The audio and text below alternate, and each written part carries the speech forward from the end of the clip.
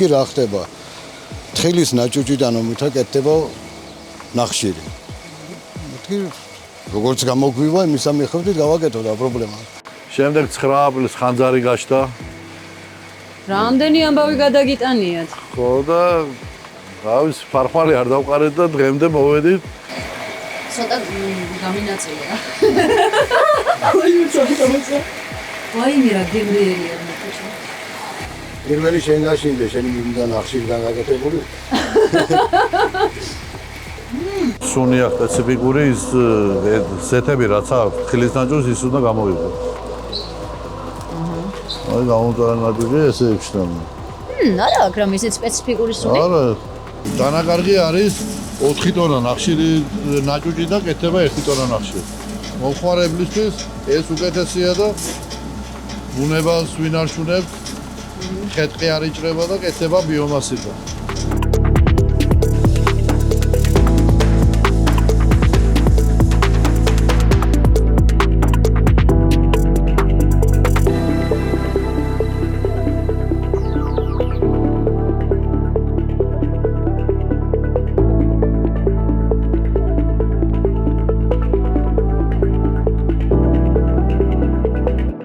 ჩვენ ხატაურში ვიმყოფებით სოფელ საჭამიას ერში და ჩვენი დღევანდელი ეპიზოდის მთავარ სამ გმირს ხედავთ ამ კადრში პირდაპირ. ეს არის ნახშირი, ეს არის თხილის ნაჭუჭი და მწვადი. რა შუაშია ეს სამი პროდუქტი ერთმანეთთან? დღეს სწორედ ამაზე ვილაპარაკებთ და მე ვფიქრობ სასიამოვნოდ გაგაოცებთ, იმიტომ რომ საქართველოში პირველ ქარხანაში ვიმყოფებით, რომელიც აწარმოებს თხილის ნაჭუჭის ნახშირს, რომელიც უამრავი უპირატესობით ხასიათდება.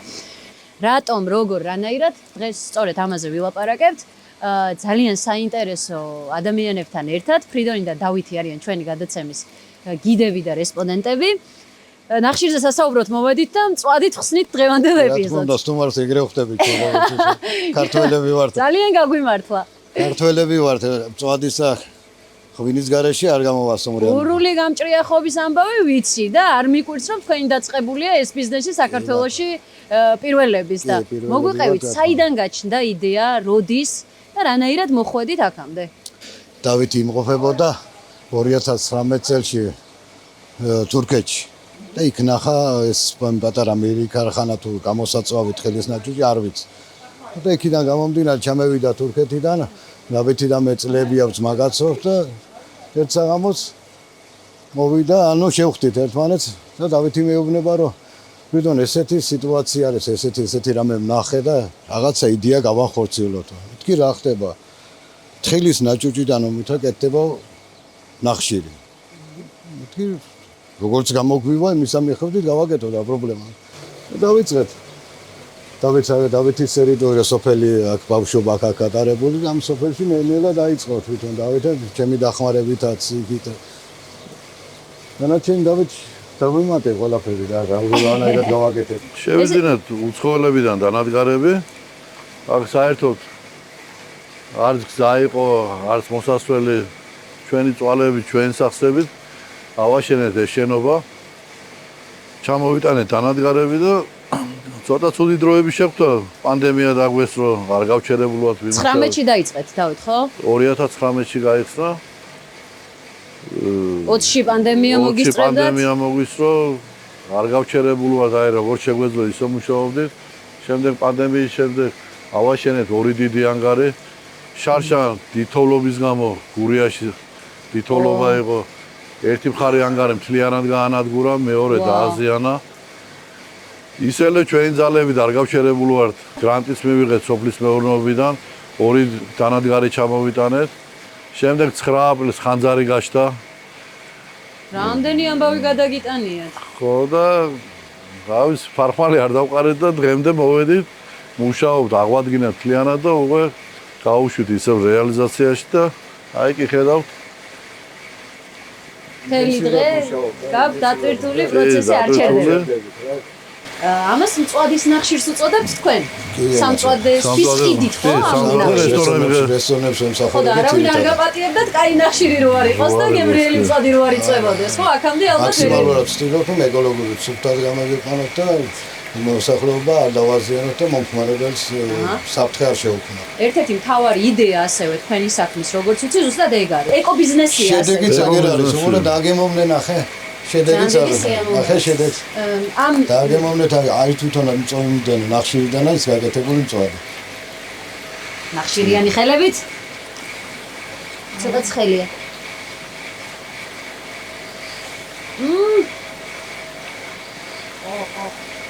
ვაუ. ცოტა გამინაწილე რა. ვაიმე რა გემრიელია მეთქე. პირველი შენაშინდა შენი მიდან ნახშირიდან გაკეთებული. იდეალურია. ხორცი აშკარა ძალიან კაია, მაგრამ წვადი შეწვის რომ ვიცი, მოგხსენება ალბათ რომ მხოლოდ ხორცი არ წვეთს ყველაფერს. წვის პროცესი, როგორი წვება, როგორი პროდუქციიდან გაკეთებული, მასაც მნიშვნელობა რა. რატომ დაავირჩიოთ ეს თხილის ნაჭუჭისგან დამზადებული ნახშირი? პირველი რო სუფთა არის. შემდეგ ფინანსურად მომხმარებელი მოგებულია ხის ნახშირთან შედარებით. გამოსავლენობა ძალიან დიდხანს აქვს წვა, როგორც ხის ნახშირთან შედარებით. ხის ნახშირი დაახლოებით რამდენი ხანი იწვის და ამის წვარ რა ხანგრძლივობა აქვს? 10 კილოიან ტომრებიში გვაქვს ჩვენ და ხის ნახშირი უჭირდება 3 ტომარა, ეს გჭირდება 1 ტომარა. ანუ 1/3-ზე გამოდის. ტვერი არ აქვს, ხელი არ გესრება, როცა მოიხმარ. და სხვადასხვა პროცესები აქვს რა მისი. და თან აი შესაძლებელია არის უფრო მეც გამოსცემს. შესაძლებელია რომ მოსახლეობაც მოიხმაროს სახლში ბუხარი იქნება თუ რამე იქნება, მაგრამ ფინანსებთან დაკავშირებით ეს დიდი ძვირია. ამ შემთხვევაში. და რესტორნებისთვის არის იდეალური ხელმისაწვდომი.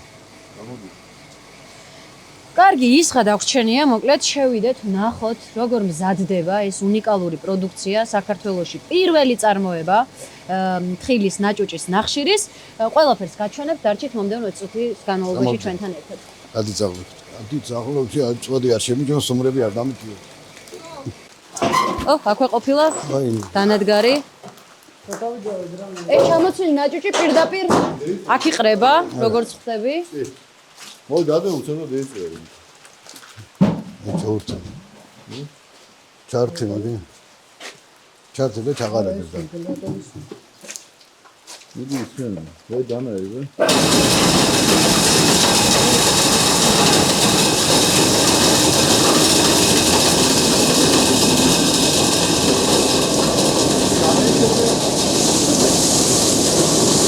აი ესედა ჩაუყრით მეშობეთ მოდის აქა გამოსაწვავში, გაიმსება ეს, შემდეგ ცეცხლობით და თავის მან თვითონ წვავ პროცესი. მეორე ეპიზოდი იწყება მოზელვა ნაჭუჭის, გამოწვარე ნაჭუჭის მოზელვა. ეს ყვითელი ნაჭუჭი, რომელსაც მიიღებთ, მივიღებთ, გამოიწვება 300 გრადუსზე, კარბონიზირება ქვია და შემდეგ გადადის საზელში. საზელის მერე გადადის საპრეში და შემდეგ საშრობში. გამოწვა რატოა მნიშვნელოვანი რა პროცესია საერთოდ? თუ არ გამოიწვა, ცეცხლი ეკიდება, სუნი აქვს სპეციფიკური ის ზეთები რაც აქვს, თხილის ნაჭუჭს ის უნდა გამოიყო. გამოწუხდება, კარბონიზირება ქვია მაგ პროცესს. და რამდენ გრადუსზე ხდება? 300 გრადუსზე ხდება ეს გამოწვევა. ეს დანადგარები, მე ვიცი, ნაწილი გაქვთ შეძენილი სოფლის მეურნეობის სოფლის მეურნეობის გრანტით. კი, გრანტით მაქვს შეძენილი საშრობი ხაზი და საპრესი ხაზი მეორე დამატებით. სადაური დანადგარებია? თურქეთიდან არის შემოდარებული. ანუ დღის განმავლობაში რამდენი გამოიწვება? რა დატვირთვით მუშაობთ? 2-3 გამოწვევას ვაცვლობთ. დილიდან იწყებთ? დილიდან, კი, 9-დან საღამომდე 2-3 გამოწვევას ვაცვლობთ. სალგე პიროვნება რომელიც წვავს დაანჩენები, საპრეზზე მუშაობენ და მოზელვაზე. და ეს მოზელვის პროცესი მაინტერესებს ძალიან, კიდე დაუბრუნდეთ ამ ნაწილს. მოკლედ ის გამომწვარი, როგორც ხვდები, გადმოდის აქ. გამოწვის პროცესი ხდება მშრალად თუ მშრალად. ცეცხლი. ცეცხლით მხოლოდ. აჰა. შემდეგ ინაცვლებს აქ. აქ ცოტათი მეჩვენება, რომ სველია თუ არა, ეს წყალია დასხმული, რომ გაგრილებულიყო. აი გამოწვარი ნაჭუჭი ესე იფშნება. არა, აქ რამე ისეთ სპეციფიკური სუნი. არა. და შემდეგ ინაცვლებს ამ დანადგარში. ამაში საპრესში. აქ ალბათ უკვე ქუცმაცდება. კი, იზილ იფშნება შიგნით. და თვითონ შეკვრა ნახშირის რით ხდება. მერე უკვე ეს დანადგარი პრესობს. ეს დანადგარი ახლა არც ისე მოცულობითია, დაახლოებით რა რაოდენობას იტევს? 200 კილო ეტევა, მაგრამ სწრაფად იცილებს. აჰა. რამდენი წუთი ჭირდება? სამ ნახევარ საათში სანამ ერთი ეტაპი გაივლის მეორე მოზადებული. და მე აქ იყრება, ხო? აქ იყრება და ვედროები ჩადის აი მას სამდასში. ნახოთ აბა საზელი როგორ გამოიყურება აქ. მანქანა მევიდა. ხმა იყო. ნახე? ჩვენ ველოდებით ზესტაფონიდან თუ არ ვცდები თხილის ნაჭუჭს, როგორც საქართველოს მასშტაბით რამდენიმე თხილის საწარმოს განიღებს. რატო რამდენი ტონა შემოდის ახლა? ეხლა შემოდის 3 ტონა. 3 ტონა თხილის. 3 ტონა ერთ რეისზე და დღეს ისევ კიდე 3 რეისი აქვს გასაკეთებელი. მაგრამ უნებრივი ახლა 9 ტონას ვერ გადაამუშავებთ, ალბათ არა, ის რო ხო არ ჩავარდეს, მუშაობ, ხო, ცილი რო არ ჩავარდეს. რამდენი რეგიონიდან იღებთ ისე? სამეგრელო და იმერეთი. სამეგრელო, იმერეთი. გურია? გურია, არა, აი ახლა ქარხნებთან ხელშეკრულება და აა. ცოტა ზემოთ რო ამოხიდეთ, ზოგადად. ამან პირდაპირ დაღაროს, აფერცა ხო და მოუშვოთ. ჰა? მოდი.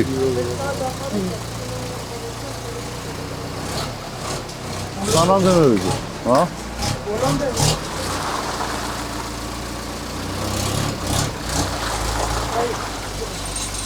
ილაფათ გაიგი არ გადახოს. ხილის ნაჭუჭის ხარისხს რამე მნიშვნელობა აქვს? არა, ყველა ერთნაირი. ერთნაირი. ხორი სქელკანიანი, სქელკანიანი უკეთესია გამოსავლიანობისთვის. უფრო მეტი გამოდის, თორე ნახშირი თქვენ ისე სქელკანიანი თხილია. უმეტესად სქელკანიანია. კარბონიზაციის შემდეგ ნაჭუჭი მოვათავსეთ საზელში, მოიზილა და შემდეგ მიდის საპრესში. რომელიც ღებულობს საბოლოო ფორმას. ამის შემდეგ წავა საშრობში მზად არის რეალიზაციისთვის. ეს ფაქტობრივად ერთ-ერთი ბოლო პროცესია, უკვე მზად არის, ხო? ამის მერეა შრობა. ამის მერეა შრობა და შემდეგ უკვე დაფასოება და სარეალიზაციო გათვალა. ის წინა პროცესები რაც გავიარეთ უკვე იქ რაიმე დანაკარგი გააქვთ? დანაკარგი არის 4 ტონა ნახშირი ნაჭუჭი და კეთდება 1 ტონა ნახშირი.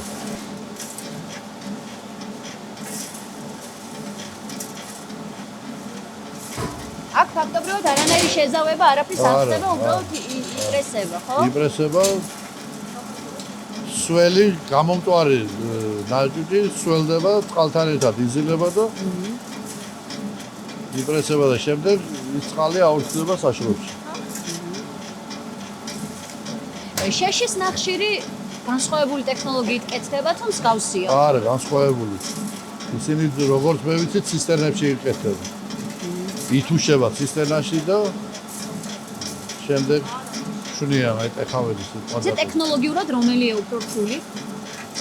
რთული პრინციპში ორივეა, მაგრამ გამოსავლიანობა მომხმარებელი მოგებულია ფინანსურად მტვერი არა აქვს, დანაკარგი არა აქვს. მომხმარებლისთვის ეს უკეთესია და ბუნებას ვინ არ შუნებთ, ხეთყი არ იჭრება და კეთდება ბიომასიდან. სამხარაულის დაწესებულებაში სერტიფიკატით მაქვს აღებული 98% ნახშირბად შეიცავს. აი, ძალიან კაი მაჩვენებელია, ხო? მაღალი. საქართველოში თქვენ ერთადერთი საწარმო ხართ, დავით. და რეგიონში ყავთ კონკურენტები? უცხოეთში არ ვიცი, მე არ მინახია ეს ნახშირი.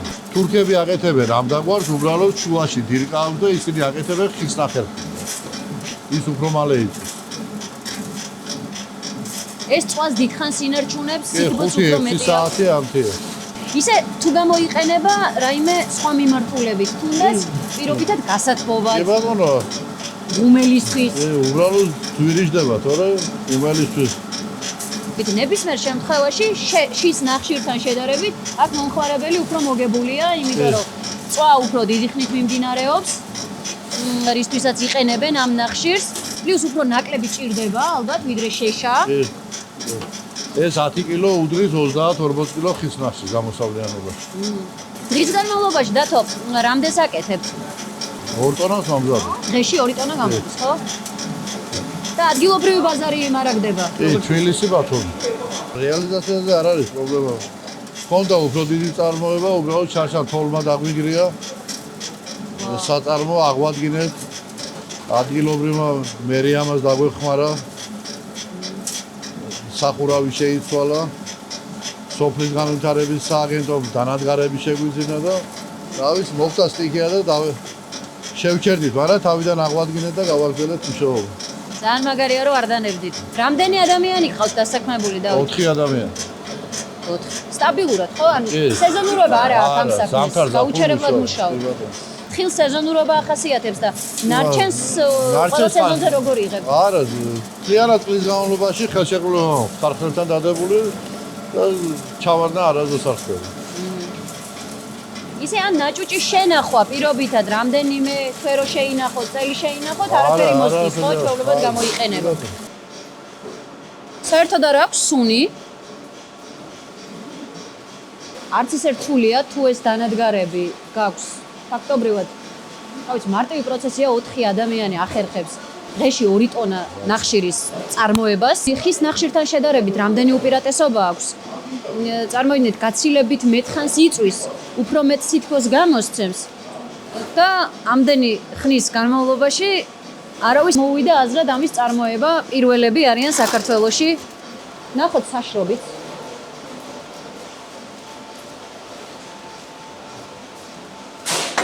ეს რამე სპეციალური საშრობია თუ საშრობი არის. ნაი, ახლა ვნახე, ხელს არ დაგისვიოს საერთოდ. გამომშრალი უკვე გამომშრალი ეფექტური. აღარ სვრის ხელს. და უკვე ძალიან ყარი მასა გამოდის. და ჩოლოდ ყდება, ხო? ჩვეულებრივად ატეხა. არა, მაგარია. სამწვადედ არის არის. ამის დანთება მარტივი თუ შედარებით ხის ნახტიდან შედარებით ცოტა უჭირს, რომ დაპრესილი არის, რომ გაენთობა ანთია საათობით რა. სამაგერად უფრო დიდხნიანი წვა აქვს, ვიდრე ხის, ხო? ნახშირს. რამდენი გრადუსზე ხდება გამოწვა? 90. დღენახევარი, ხო? ნახევარი ჭირდება. და რა რაოდენობა თავს ხდება აქ? ამქანე თავსდება დაახლოებით 400 კილოგრამამდე. ეს ერთი საშრობი გაქვთ, მხოლოდ საშრობი გვაქვს ჯერჯერობით. რომ ნახოთ რა. გაზით ხდება გამოშრობა, ხო? გაზი ძვირი სიამოვნებაა მგონი საშრობად, ხო? ეს იქნება ალბათ ერთ-ერთი მთავარი დანახარჯი თქვენს საწარმოში. ეს გაუჩერებლად მთელი დღე-ღამის განმავლობაში არ ითიშება ის არის. ვაუ. როცა გაშრება, შემდეგ გავთიშავთ, გავაღებთ, გამოშრება ყველაფერი და შემდეგ ვაფასოვებ მეშვიდეში. კომბრელში ვაფასოვებ და მე მიგვაქვს ან ბათუმში, სადაც იქნება მოთხოვნა მიმართულებით.